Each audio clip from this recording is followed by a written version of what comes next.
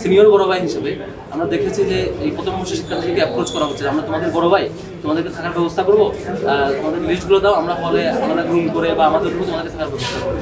আমি অভিভাবকদেরকে সতর্ক করতে চাই, আপনার যে সন্তানকে কোনো বড় ভাই আজকে হলে রাখার নামে, স্পেশাল ব্যবস্থা করার নামে তালিকা সংগ্রহ করছে বা আপনাকে আনন্দিত করছে, সেই বড় ভাইটাই কদিন পরে তাকে রাজনৈতিক মিসইউজ করার সম্ভাবনা আছে এবং তাকে রাজনৈতিক প্রোগ্রামে যেতে বাধ্য করা এবং তাকে পরে এসে বলবে তোমাকে সিট দিয়েছিলাম আমি, তোমাকে ক্ষেত্রে দিয়েছিলাম আমি, ফল আশ্রয় দিয়েছিলাম আমি, সুতরাং তুমি আমার কথা শুনো, এভাবে ধীরে ধীরে বাধ্য করো।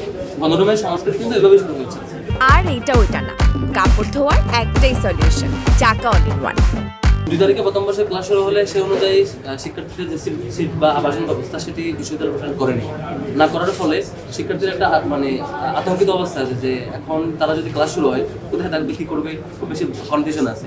এবং এই সাথে আমরা এই আশঙ্কা লক্ষ্য করছি, যদি আপনি এত সংখ্যক শিক্ষার্থীকে সিট না দিয়ে ক্লাস শুরু করেন, আবারও বোধহয় গণরুম শুরু হওয়ার সম্ভাবনা আছে। অলরেডি বেশ কয়েকটা সংগঠনের পক্ষ থেকে সিনিয়র বড় ভাই হিসেবে আমরা দেখেছি যে এই প্রথম বর্ষের শিক্ষার্থীদেরকে অ্যাপ্রোচ করা হচ্ছে, আমরা তোমাদের বড় ভাই, তোমাদেরকে থাকার ব্যবস্থা করবো, তোমাদের লিস্টগুলো দাও, আমরা হলে আমরা রুম করে বা আমাদের রুমে তোমাদেরকে থাকার ব্যবস্থা করবো। আমি অভিভাবকদেরকে সতর্ক করতে চাই, আপনার যে সন্তানকে কোনো বড় ভাই আজকে হলে রাখার নামে, স্পেশাল ব্যবস্থা করার নামে তালিকা সংগ্রহ করছে বা আপনাকে আনন্দিত করছে, সেই বড় ভাইটাই কদিন পরে তাকে রাজনৈতিক মিসইউজ করার সম্ভাবনা আছে এবং তাকে রাজনৈতিক প্রোগ্রামে যেতে বাধ্য করা এবং তাকে পরে এসে বলবে তোমাকে সিট দিয়েছিলাম আমি, তোমাকে ক্ষেত্রে দিয়েছিলাম আমি, ফল আশ্রয় দিয়েছিলাম আমি, সুতরাং তুমি আমার কথা শুনো, এভাবে ধীরে ধীরে বাধ্য করো। গণরুমের সংস্কৃতি কিন্তু এভাবেই শুরু হয়েছে। আমরা আশঙ্কা করছি লাস্ট কয়েকদিন ধরে ভর্তি কার্যক্রম যখন চলমান, তখন এরকম বেশ কিছু বড় ভাইয়ের আবির্ভাব করছে বিভিন্ন জায়গায়, যারা বড় ভাই হিসেবে অভিভাবককে কনভিন্স করছে, শিক্ষার্থীকে কনভিন্স করছে, তারা শিক্ষার্থীদেরকে সিটের ব্যবস্থা করবে, তারা শিক্ষার্থীদেরকে হলে কোনোভাবে একটা থাকার স্পেশাল ব্যবস্থা করে দেবে, এই ধরনের আবির্ভাব করছে। কোনো অভিভাবক খুশি হচ্ছেন যে এক বড় ভাই আমাদেরকে হেল্প করছে, এক ছেলে আমাদেরকে হেল্প করছে। আমি অভিভাবকদেরকে সতর্ক করবো, এখান থেকে আপনারা সতর্ক থাকবেন এবং এটা উদ্দেশ্য প্রণোদিত আচরণ।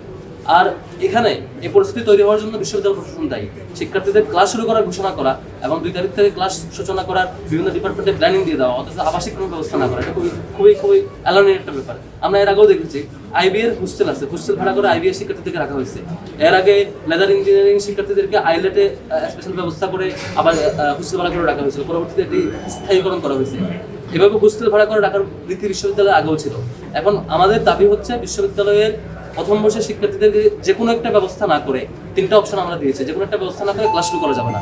কোনোভাবেই বিশ্ববিদ্যালয়ের প্রথম বর্ষের শিক্ষার্থীদেরকে, নতুন সেশনের শিক্ষার্থীদেরকে সিটের সামগ্রিক ব্যবস্থা নিশ্চিত না করে ক্লাস শুরু করতে পারবে না। ব্যবস্থা নাম্বার 1, হয়তো শিক্ষার্থীদেরকে হলে সিটের ব্যবস্থা করবে, যে সকল সিট এখনো আছে অথবা অছাত্ররা আছে, মাস্টার্স শেষ হওয়া শিক্ষার্থীরা আছে, তাদের জন্য কয়েক সেশন শেষ হয়ে গেছে, এখনো হল অবস্থান করছে, তাদেরকে তাদের বিদায়টা নিশ্চিত করে প্রথম বর্ষের যতটুকু সম্ভব সিট নিশ্চিত করা। দ্বিতীয়ত, যাদের বেলায় হলে বর্তমানে সিট নিশ্চিত করা সম্ভব না, তাদের ক্ষেত্রে দ্বিতীয় অপশন হচ্ছে বাইরে হোস্টেল ভাড়া করে হলে সিট নিশ্চিত করা। সেটুকুও যদি বিশ্ববিদ্যালয় প্রশাসনের সম্ভব না হয়, প্রত্যেক শিক্ষার্থীকে আবাসন ফি বাবদ, বাইরে থাকার মেসে থাকার যে খরচ, সে বাবদ 3000 বা 4000 একটা নির্দিষ্ট অ্যামাউন্ট শিক্ষাবৃত্তি দেওয়ার রীতি চালু করেই ক্লাস শুরু করতে পারবে, এটা হচ্ছে আমাদের দাবি।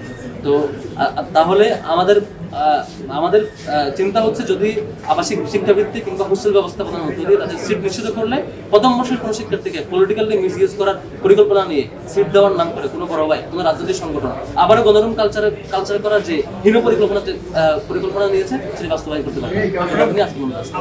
কখনো কখনো সিনিয়র বড় ভাইয়ের সাথে ডিপার্টমেন্টের বড় ভাই হিসেবে, যে আমি তোমার ডিপার্টমেন্টের বড় ভাই, তোমাকে আমি হেল্প করবো। কখনো এলাকার বড় ভাই হিসেবে বিভিন্ন স্ট্র্যাটেজি, মূলত একটা পলিটিক্যাল প্ল্যানিং এর অংশ হিসেবে এটা করা হয়।